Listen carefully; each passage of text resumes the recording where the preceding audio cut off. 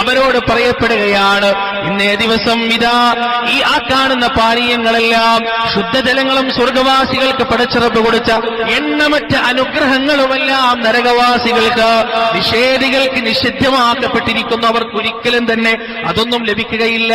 ഹും ഫീഹാ ഖാലിദൂൻ, ആ നരകത്തിൽ അവർ നിത്യവാസികളായിരിക്കും. പ്രിയപ്പെട്ടവരെ, ആ നരകത്തെക്കുറിച്ച് ഏഴാമതായി നമ്മൾ മനസ്സിലാക്കേണ്ടത് അവിടെയുള്ള ശിക്ഷകൾ എണ്ണമറ്റതാണ്.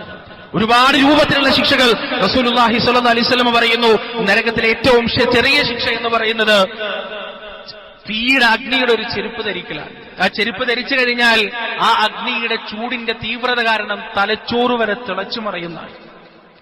തലച്ചോറ് തിളച്ചു മറിയും. അയാൾ വിചാരിക്കും ഇതാണ് നരകത്തിലെ ഏറ്റവും വലിയ ശിക്ഷ.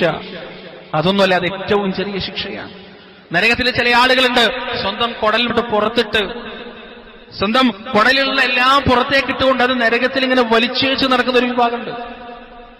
മറ്റുള്ളവരോട് നന്മ ഉപദേശിക്കുകയും സ്വന്തം ജീവിതത്തിൽ അത് പകർത്താതിരിക്കുകയും ചെയ്ത മനുഷ്യർ. അതുപോലെ തന്നെ നരകത്തിൽ 3 രീതിയിലുള്ള ശിക്ഷയെക്കുറിച്ചാണ് അല്ലാഹ് പറഞ്ഞത്. അദാബുൻ അലീം, അദാബുൻ അദീം, അദാബുൻ മുഹീൻ. അലീം, വേദനാജനകമായ ശിക്ഷ. വേദനാജനകമായ ശിക്ഷ എന്ന് പറയാൻ കാരണം എന്താ അറിയോ പ്രിയപ്പെട്ടവരെ? ഈ തൊലിപ്പുറത്ത് പറ്റുന്ന പരിക്കിന് പ്രത്യേക വേദനയുണ്ട്.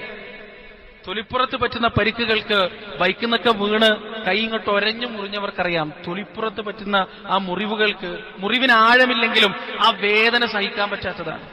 ഇന്നല്ലദീന കഫറൂ ബിആയാതിനാ സൗഫ നുസ്ലീഹിം നാറാ കുല്ലമാ നദിജത് ജുലൂദുഹും ബദ്ദൽനാഹും ജുലൂദൻ ഗൈറഹാ ലിയദൂഖുൽ അദാബ്. നരകവാസികളുടെ തൊലി ഇങ്ങനെ കത്തിത്തീരുമ്പോ പകരം മറ്റൊരു തൊലി പടച്ചോൻ കൊടുക്കാണ്. കാരണം തൊലിപ്പുറത്തുള്ള ശിക്ഷ. അദാബുൻ അലീം, വേദനാജനകമായ ശിക്ഷ. അദാബുൻ അദീം, ഭയാനകമായ ശിക്ഷ.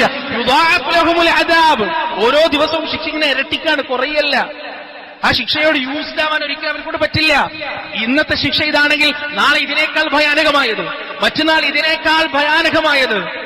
അദാബുൻ അദീം, വമ്പിച്ച ശിക്ഷയാണ്.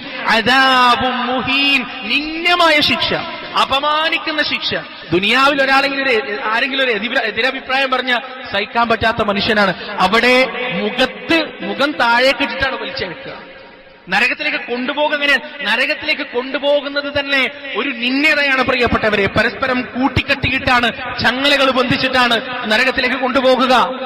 ചില ആളുകളെ മുഖത്ത് വലിച്ചേച്ചിട്ടാണ് നരകത്തിലേക്ക് കൊണ്ടുപോകുക. അവരുടെ മുഖം കറുകറുത്തതായിരിക്കും, ഇരുണ്ടതായിരിക്കും, നാണം കെട്ടതായിരിക്കും, വ്യസനിക്കുന്നതായിരിക്കും. അല്ലാഹു സുബ്ഹാനഹു വ തആല കാത്തുരക്ഷിക്കട്ടെ.